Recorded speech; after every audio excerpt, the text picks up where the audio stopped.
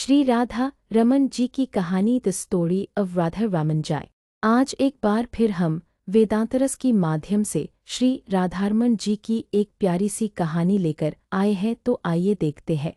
श्री राधारमण जी का मंदिर श्री गौड़ीय समाज के सबसे प्रसिद्ध मंदिरों में से एक है और श्री राधारमण जी उन विग्रहों में से है जो कि अब भी श्री वृंदावन धाम में अब भी स्थित है। ऐसा कहा जाता है कि अन्य विग्रह तो वृंदावन छोड़कर जयपुर चले गए थे, लेकिन श्री राधारमण जी कभी भी वृंदावन छोड़कर नहीं गए और 1532 से यहीं पर विराजमान है। मंदिर के दक्षिण में श्री राधारमण जी का प्राकट्य स्थल और गोपाल भट्ट गोस्वामी जी का समाधि स्थल भी है। कहा जाता है कि गोपाल भट्ट गोस्वामी जी ने ही राधारमण के विग्रह को प्रकट किया था।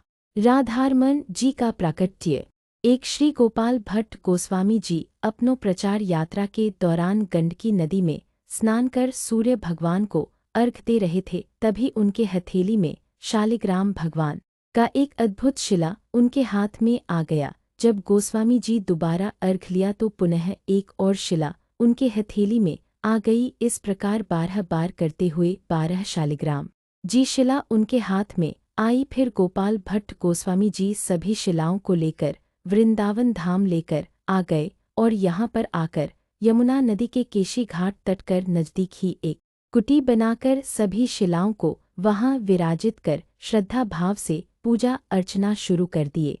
एक बार वृंदावन की यात्रा पर निकले हुए सेठ जी ने वृंदावन में स्थित सभी श्री विग्रहों के लिए विभिन्न प्रकार के महंगे महंगे वस्त्र और आभूषण दिए और उन्होंने श्री गोपाल भट्ट जी को भी वस्त्र और आभूषण भेंट में दिए। परंतु जब बात श्री शालिग्राम जी की आई तो वो सोचने लगे वो श्री शालिग्राम जी को कैसे वस्त्र धारण कराए, और श्री गोस्वामी जी मन में भाव आया कि अगर मेरे भगवान भी अन्य विग्रहों के भांति होते तो मैं भी इनको अनेक प्रकार से उनको सजाता और अलग अलग आभूषण और वस्त्र धारण कराता और उनको झूले पर बिठाकर झूला झुलाता। और पूरी रात श्री गोस्वामी जी को यही सोचते सोचते नींद नहीं आई। सुबह हुई, जब थोड़ी नींद सोने के बाद उनकी आंखें खुली तो वो पूरी तरह से आश्चर्यचकित रह गए। उनकी नींद खुली तो उन्होंने देखा कि श्री शालिग्राम जी साक्षात त्रिभंग ललित द्विभुज मुरलीधर श्याम जी के रूप में बैठे हुए हैं। जिस दिन ये सब घटित हुआ वो दिन 1599 विक्रम संवत वैशाख शुक्ल पूर्णिमा का शुभ दिन था। यथाशीघ्र श्री गोस्वामी जी उठे। उन्होंने अपने भगवान का विशेष रूप से श्रृंगार किया और उनका सेवा भाव किया। उसके बाद श्री गोस्वामी जी ने आपने सभी बड़े व गुरुजनों को बुलाया और राधारमण जी के प्राकट्य उत्सव पूरे श्रद्धाभाव से मनाया।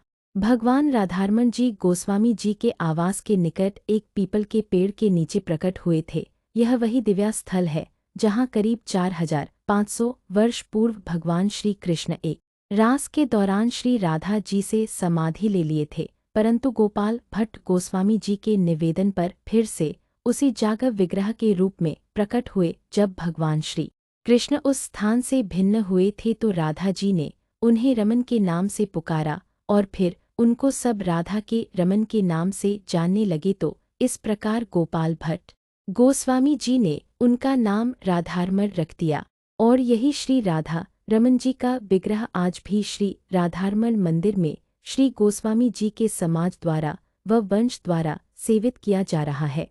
और वैशाख शुक्ल पूर्णिमा को पंचामृत से अभिषेक कर हर साल प्राकट्य उत्सव मनाया जाता है। और गोपाल भट्ट गोस्वामी जी जिन अन्य श्री शालिग्राम जी के 11 शिलाओं की सेवा की थी वो सभी भी ऐसी मंदिर में स्थित है।